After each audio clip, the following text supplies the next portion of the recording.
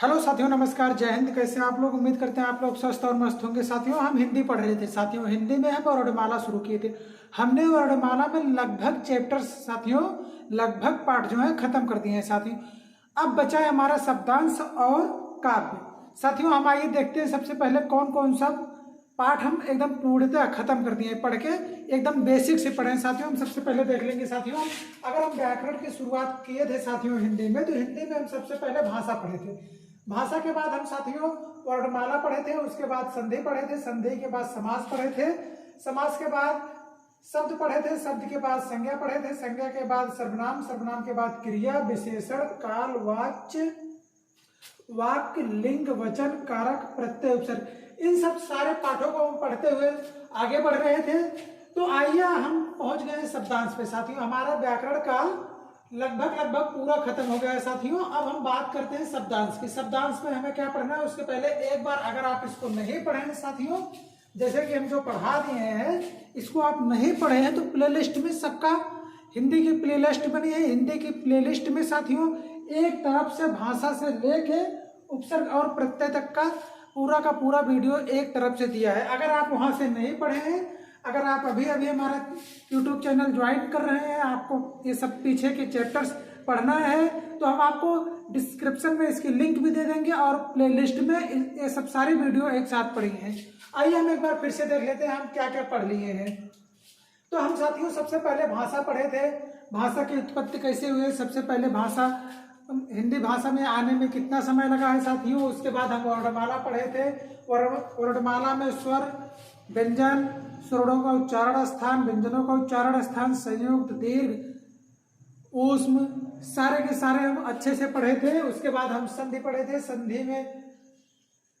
संधि पढ़े थे। संधि के बाद साथियों हम समास पढ़े थे। समास के कितने प्रकार होते हैं, संधि के कितने प्रकार होते हैं, स्वर संध, व्यंजन संध, विसर्ग संध पढ़े थे। उसके बाद साथियों हम समास पढ़े थे। समास के बाद शब्द पढ़े थे।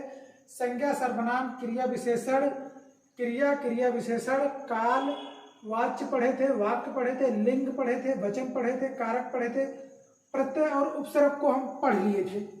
अब हम बात करते हैं शब्दांश के। शब्दांश में कितने चैप्टर्स, कितने पार्ट आते हैं साथियों, हम इनको देखते हैं। अगर हम शब्दांश को पढ़ते हैं, शब्दांश में हमें क्या पढ़ना होता है। अगर हम शब्दांश की बात करते हैं तो हम सबसे पहले शब्दांश में साथियों समानार्थी शब्द, जिसको पर्यायवाची भी कहते हैं, बहुत लोग कंफ्यूजन में कर देते हैं कि कहते हैं कि समानार्थी और पर्यायवाची अलग अलग होते हैं। साथियों, बहुत बेसिक सा अंतर होता है और वैसे देखा जाए तो कोई अंतर नहीं होता है। अब क्या अंतर होता है इसको हम आपको बताएंगे। पर्यायवाची अभी हम पढ़ाना शुरू करेंगे, हम आपको बताएंगे। उसके बाद हम विलोम को पढ़ते हैं। अनेक शब्दों के लिए एक शब्द पढ़ते हैं, जैसे जिसके पास कुछ ना हो, निर्धन, ऐसे हम पढ़ते हैं साथियों। अनेकार्थी शब्द पढ़ते हैं, जैसे लिखा जाए रंग, रंग का क्या होता है साथियों, लिखा जाए पानी, पानी का क्या अर्थ होता है, पानी का। ऐसे साथियों एक ही शब्द दिया रहेगा, जैसे दिया रहेगा पानी। अब पानी के कितने अर्थ होते हैं इसको अलग अलग बताना है। अब मुहावरा पढ़ना है, जैसे 9 2 11 हो जाना, ऐसे इसको हम कहते हैं मुहावरा। मुहावरा के सेम लोकोक्तियां होती हैं, लोकोक्तियां को भी हम पढ़ेंगे। उसके बाद साथियों हम विराम चिन्ह पढ़ेंगे। विराम चिन्ह वैसे तो देखा जाए तो साथियों अगर हम बात करें तो यहाँ व्याकरण का है, लेकिन हम सारा पढ़ लेंगे, उसके बाद विराम चिन्ह को पढ़ेंगे तो थोड़ा सा आपके लिए ज्यादा अच्छा होगा। इसलिए अच्छा होगा अगर हम सब कुछ पढ़ लेंगे, उसके बाद विराम चिन्ह कहाँ पर लगाया जाता है, कहाँ पर अल्प विराम लगाया जाएगा, कहाँ पर पूर्ण विराम लगाया जाएगा, कहाँ पर साथियों दीर्घ विराम लगाया जाएगा, कहाँ पर कोष्टक लगाया जाएगा, कहाँ पर लाघव लगाया जाएगा, ये सब सारी चीजें आपको समझ में आएगी। तो हम बात करते हैं सबसे पहले समानार्थी। समानार्थी को ही साथियों पर्यायवाची कहते हैं। पर्यायवाची और समानार्थी में बहुत बेसिक सा अंतर होता है। आइए हम सबसे पहले पर्यायवाची को शुरू करते हैं। उम्मीद करते हैं सारा चैप्टर आपको समझ में आया होगा, ये सारे पाठ आप पढ़ लिए होंगे। अगर नहीं पढ़े हैं तो आप मेरे प्लेलिस्ट से जाके पढ़ लीजिए, क्योंकि एग्जाम्स बहुत पास आ गया है। अभी 1-2 दिन में सुनाई दे रहा है कि यूपीपी की वैकेंसी का नोटिफिकेशन तो जारी हो गया है, वैकेंसी भी बहुत जल्दी आ जाएगी। तो हम यूपीपी को देखते हुए, यूपी बीएड को देखते हुए बहुत कम समय में हम हिंदी का पूरा ये इतना चैप्टर जो है, इनके इतने पार्ट हैं, इसको हम बहुत जल्दी कवर किए हैं साथियों। उसी प्रकार हम इसको भी 5 या 6 दिन में इसको भी हम देख लेंगे। एक चैप्टर लगभग 1 दिन, या फिर कोई बड़ा चैप्टर हो जाएगा तो उसको 2 दिन लग सकता है। उसके बाद साथियों हम पढ़ेंगे काव्य।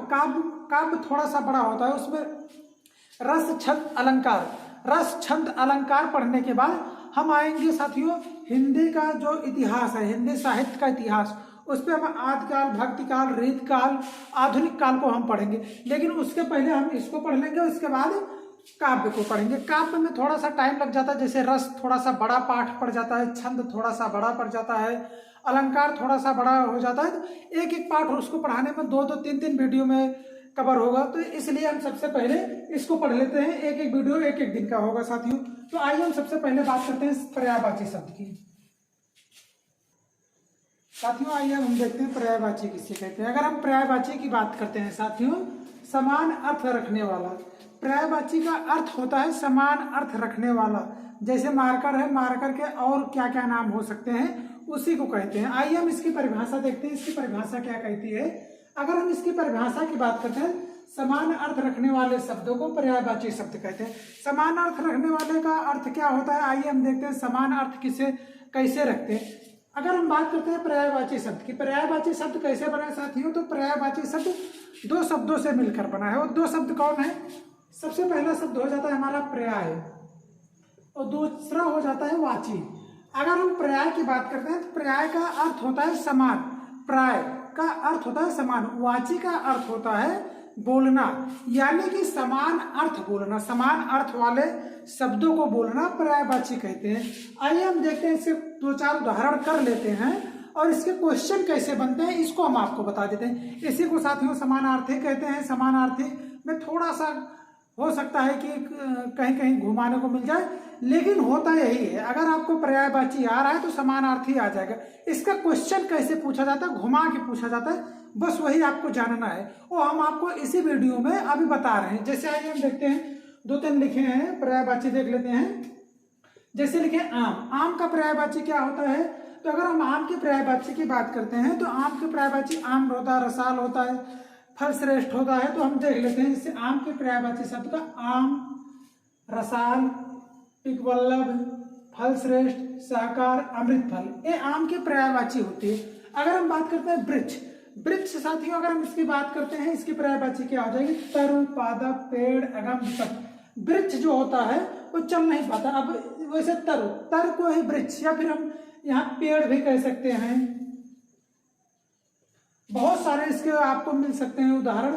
वृक्ष को हम तर कहते हैं, पादप कहते हैं, पेड़ कहते हैं, अगम कहते हैं, अगम का मतलब होता है जो चल न सके, विपट कहते हैं, पेड़ कहते हैं, कमल, कमल की पर्यायवाची तो हम बचपन से पढ़े, नीरज, सरोज, पंकज, राजू साथियों, ये तो आपको याद होगा, जो बच्चे को पता है कि कमल की पर्यायवाची किसे कहते हैं। अब हम बात करते हैं आग की।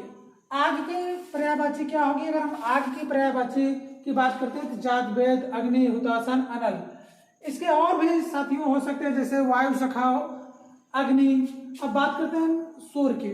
सूर्य की पर्यायवाची तो पहली क्लास से रटाया जाता है, जैसे दिनकर, दिवाकर, भानु, भास्कर, ये सब हमारे सूर्य की पर्यायवाची होती है। इतना तो साथियों बच्चे को पता है कि सूर्य की पर्यायवाची क्या होती है। लेकिन अब क्वेश्चन कैसे पूछा जाता है, क्वेश्चन पूछने का क्या है, थोड़ा सा घुमा देता है, तो उसी में बच्चे कंफ्यूजन हो जाते हैं। आइए हम 1-2 क्वेश्चन भी लिखे हैं, इसको हम आपको करके बता देते हैं। जैसे हमारा क्वेश्चन क्या होता है, क्वेश्चन को हम लोग क्या करते हैं, पूरा ध्यान से नहीं पढ़ते। जब क्वेश्चन को हम ध्यान से नहीं पढ़ते हैं तभी गलती होती है। आइए हम सबसे पहले क्वेश्चन को देख लेते हैं। हमारा पहला क्वेश्चन है, आम का पर्यायवाची शब्द नहीं है। आम का पर्यायवाची नहीं है, आम का पर्यायवाची शब्द नहीं है। साथियों जैसे हम देखते हैं आम का पर्यायवाची, इतना ही पढ़ते हैं हम, ऑप्शन पे टूट पढ़ते हैं, आधा ही पढ़ते हैं हम ऑप्शन पे टूट पढ़ते हैं। जैसे आम का पर्यायवाची, तो आपको तुरंत ही सबसे पहले रसाल दिखेगा, इसका पहला सही टिक कर दिए। लेकिन जब आपका रिजल्ट आता है, आप देखते हैं, मिलाते हैं तो आपका गलत दिखता है, तब कहते हैं हम तो आम के पर्यायवाची सही लगाए हैं।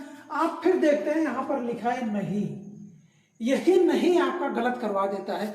आपको नहीं शब्द पहले देखना है। जैसे आपको पढ़ना है आम का पर्यायवाची शब्द नहीं है, तो नहीं को साथियों अगर आप कर रहे हैं तो नहीं पर सबसे पहले गोला कर लीजिए, क्योंकि अगर आप नहीं पे विशेष ध्यान नहीं देंगे आपका क्वेश्चन आते हुए भी गलत हो जाएगा। पर्यायवाची बहुत कठिन कभी नहीं पूछी जाती है, अगर कठिन पूछे भी जाती है उसके ऑप्शन से हम अगर देखते हैं तो एक एक ऑप्शन को हटा के देखते हैं तो वो भी सही हो जाता है। लेकिन बस आपको क्या करना है, यही नए शब्द को पकड़ना है। जैसे ही आप नए शब्द को पकड़ना सीखेंगे वैसे आपका क्वेश्चन, आपका प्रश्न आपका सही हो जाएगा। तो सबसे पहले हम देखेंगे आम का पर्यायवाची शब्द नहीं है। तो नहीं है साथियों, अगर हम बात करते हैं रसाल तो आम का पर्यायवाची होता है, फल श्रेष्ठ आम की पर्यायवाची होती, अमृत फल भी आम की पर्यायवाची होती है। अभी हम आपको रटाए देख लीजिए, रसाल होता है, फल श्रेष्ठ होता है, अमृत फल होता है। अब बात करते हैं अगम। अगम यही जो है आम की पर्यायवाची नहीं है। तो अगर हम बात करते हैं अगम को कैसे पहचानेंगे, तो अगम जो है वृक्ष की यानी पेड़ की पर्यायवाची होती है।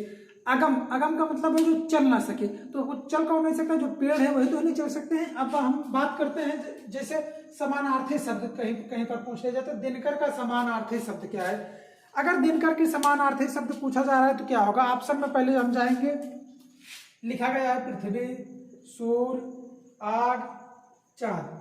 अगर हम बात करते हैं दिनकर का समानार्थी शब्द, तो आपको दिनकर का समानार्थी, अगर आप दिनकर की पर्यायवाची याद किए हैं तो दिनकर सूर्य की पर्यायवाची होती है। तो दिनकर का समान अर्थ देने वाला क्या होगा, तो सूर्य होगा। क्या होगा साथियों, सूर्य होगा। आपको ऑप्शन में दिवाकर, भानु, भास्कर ये नहीं मिलेगा। आपको सीधा सीधा जैसे जो जिस जिस चीज की पर्यायवाची बनती है, जो जो शब्द मूल शब्द होते हैं हम प्रयोग करते हैं वही आपको ऑप्शन में मिलेगा। जैसे सूर्य मिलेगा, चांद मिलेगा, आग मिलेगा, पृथ्वी मिलेगा। उम्मीद करते हैं साथियों आपको समझ में आ रहा होगा। हम पर्यायवाची शब्द के पीडीएफ बना के पीडीएफ से आपको बहुत सारा पर्यायवाची शब्दों को हम करा देंगे। आज के लिए इतना ही हम रखते हैं। उम्मीद करते हैं आज का वीडियो हमारा आपको अच्छा लगा होगा। अगर वीडियो अच्छा लगा होगा तो लाइक, सब्सक्राइब, शेयर करना ना भूलिएगा साथियों। जय हिंद, जय हिंदी।